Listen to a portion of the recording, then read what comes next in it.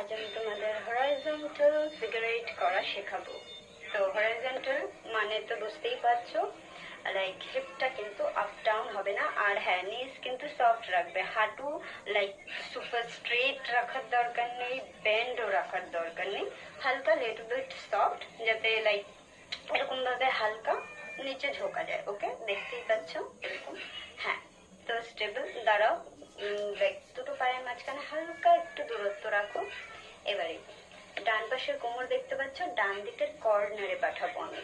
Corner ঘুরে যখন বাঁ দিক হয়ে আসবে তখন আমার এই পাশের বাঁ দিকের কোমর দেখতে পাচ্ছ, এদিকটা ফাঁকা রয়েছে, এই বাঁ দিকের কোমরে মানে বাঁ দিকের কর্নারে পাঠাবো।